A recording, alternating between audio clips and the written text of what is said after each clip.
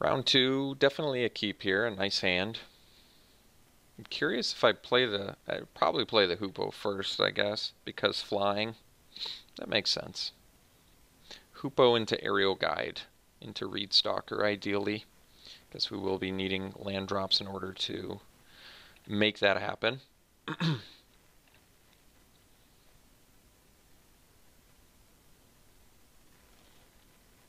Alright. Well, we can always cycle a Greater Sandworm if necessary. So would I prefer to cycle or play a fair? I think we'd prefer to cycle because we really, if we don't hit the land drop, we would prefer to cycle because it's pretty essential that we. This is where Gale Strike tends to be a lot more lackluster. We did get the land drop. That's nice. So I think we just swing with Hoopoe and then we can play the Aerial Guide. And then next turn I'll have to Illusory Wrappings the Initiate. I think we want another threat on the table though.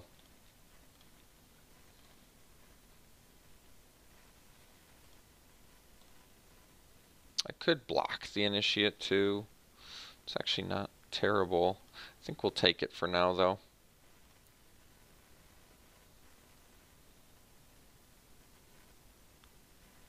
Another Initiate, okay.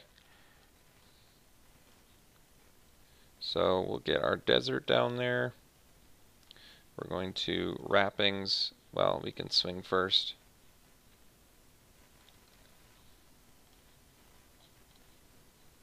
Yes. And then we'll play the Wrappings on an Initiate. And pass. Now if I get a land, I can play the Feral Prowler plus a Gale Strike if they have something. Or I can leave up the Reed Stalker and the Gale Strike, which is also nice. Mummy Paramount's not too threatening. And Watches the Dead, nor is that. Alright, very good.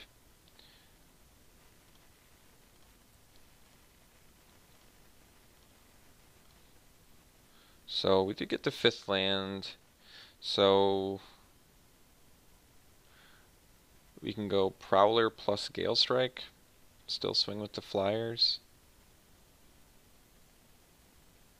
Although now maybe I'm supposed to just swing with the Aerial Guide. I don't really want to Gale Strike those guys either. Can Reed Stalker.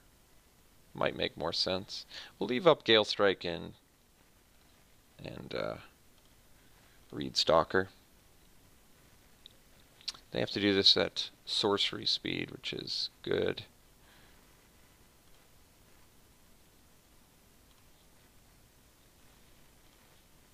We can draw cards off this eventually, but for now we need to make some more plays, I would say. So let's Reed Stock here. Then we go block, block.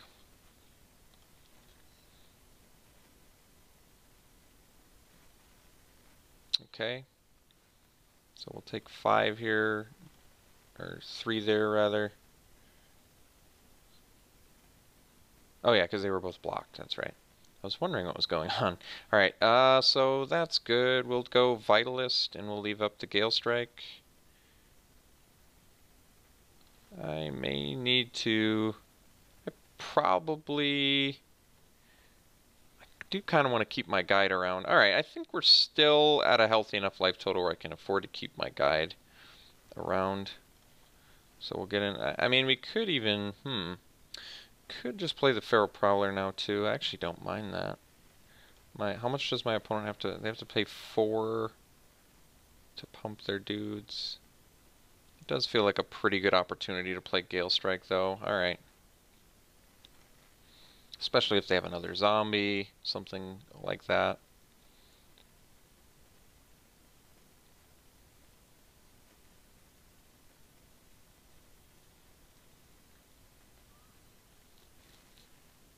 Appeal. Okay, so they're gonna tap my guys. Why did they do it on that one?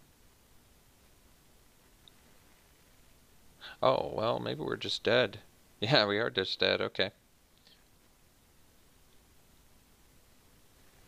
Okay. Looks like we lose this one. So I guess I don't need to show them the Gale Strike. Yep, that was kind of a loss out of nowhere, huh?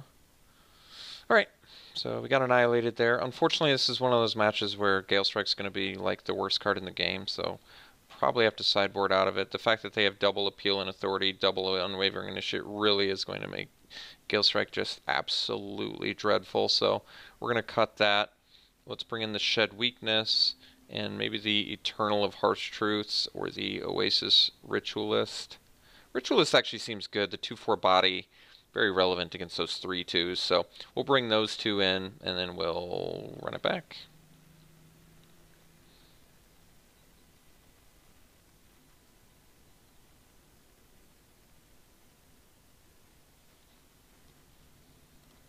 Alright, opener. This hand seems pretty unacceptable.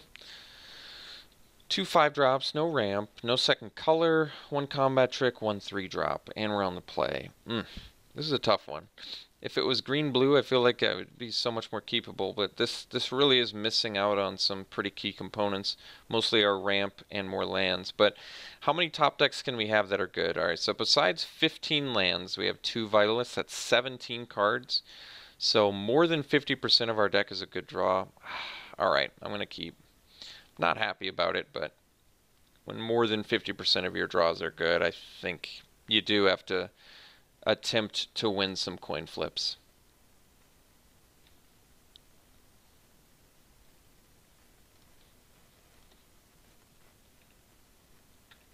So let's see if coin flip number 1 is a success. It is not.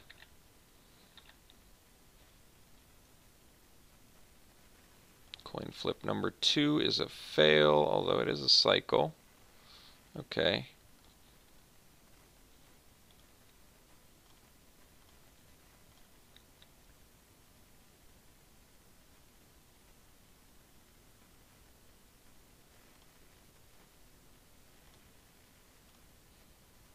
So we're going to get beat down pretty harshly here. So play the Naga.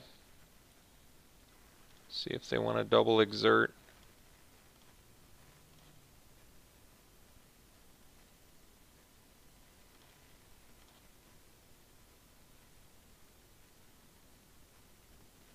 Okay, getting double exerted here.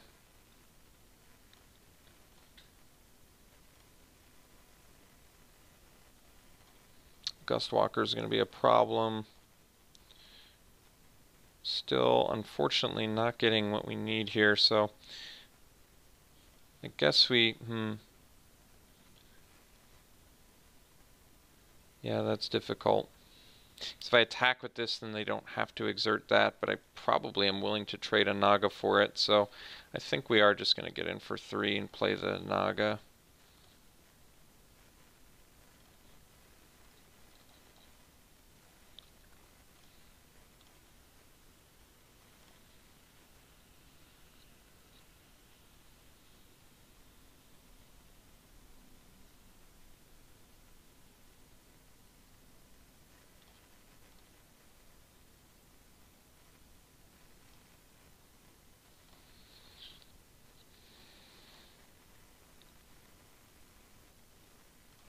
Okay, Uncrop Champion's clearly a problem with 3 exert spells.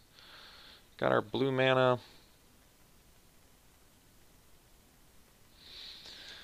So if I attack for 7, they can smash back for at least 6. If they have an appeal, I can't do anything about appeal. I think we just die to appeal anyway, right? Okay, so maybe it makes most sense to just attack. Okay. I think we just have to attack here, but then they can, well, we'll see. Attack for 7. They take it. And then we wrappings the champion. And they can attack back for 6.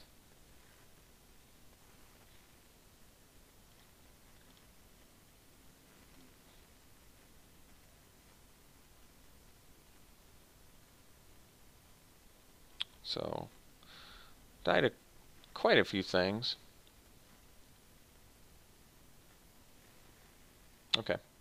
We're very much dead.